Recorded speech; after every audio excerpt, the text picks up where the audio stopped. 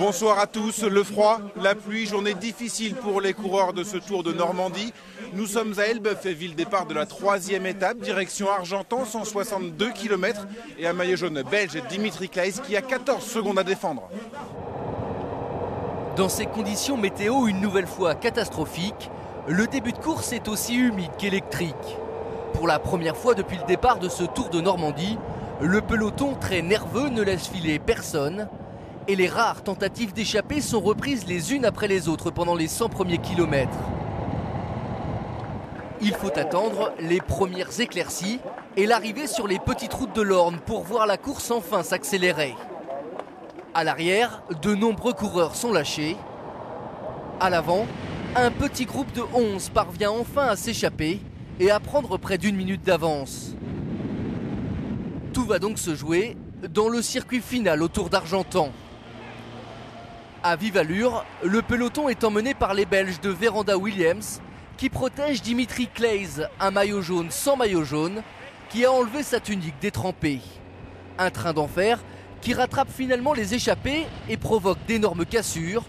Tout va donc se jouer au sprint entre une cinquantaine de coureurs.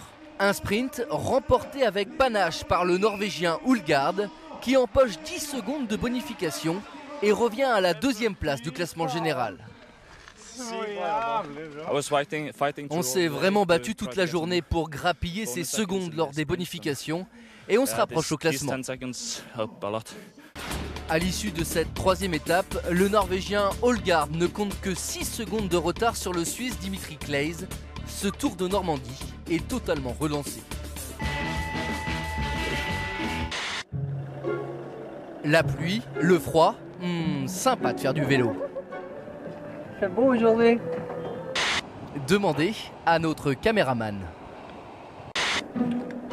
Et oui, il y a des jours comme ça où rien ne va.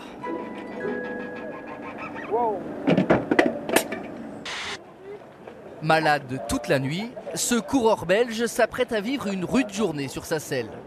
Le froid ou la pluie? Oh, c'est surtout le froid là. Ce coureur japonais non plus n'a pas l'air ravi. Moi, je veux juste terminer et surtout pas tomber.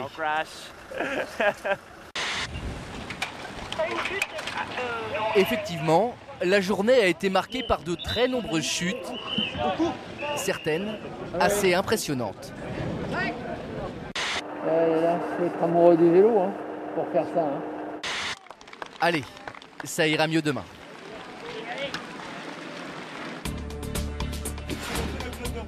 Voilà, le Tour de Normandie va rester dans l'Orne demain avec une 4e étape entre l'Aigle et Bagnoles de l'Orne. 167 km taillés a priori pour les baroudeurs en espérant le soleil.